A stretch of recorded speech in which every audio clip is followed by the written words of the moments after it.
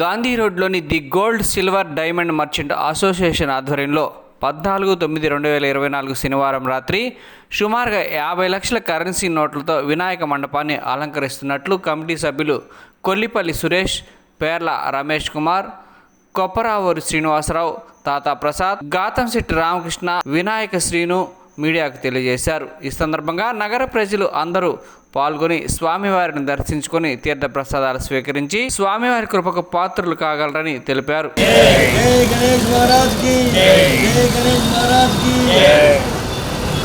జై గణేష్, జై జై గణేష.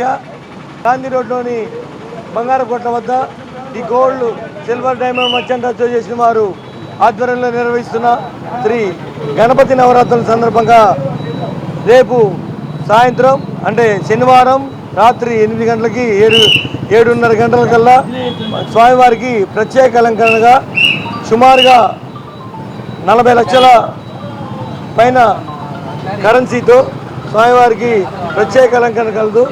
కావున భక్తులంతా స్వామివారిని ఈ కార్యక్రమానికి ఇచ్చేసి స్వామివారిని తిలకించి స్వామివారి తీర్థప్రసాదాలు స్వీకరించే ప్రార్థన.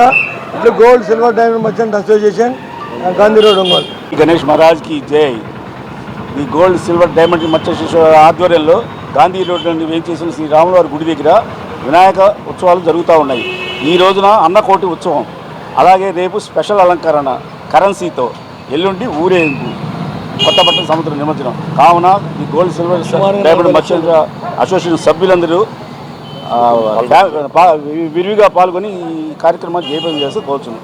సుమారు 50 లక్షల రూపాయల కరెన్సీతో రేపు గొప్ప ప్రత్యేక అలంకరణ చేస్తాం.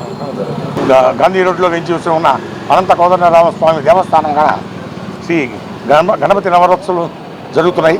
నవరాత్రులు ఉత్సవం జరుగుతున్నాయి. కావున అందరూ వచ్చి విరివిగా బంగారు దుకాణదారులు అందరూ విరివిగా వచ్చి స్వామివారిని దర్శించి తీర్థప్రసాదములు స్వీకరించే వాళ్ళు.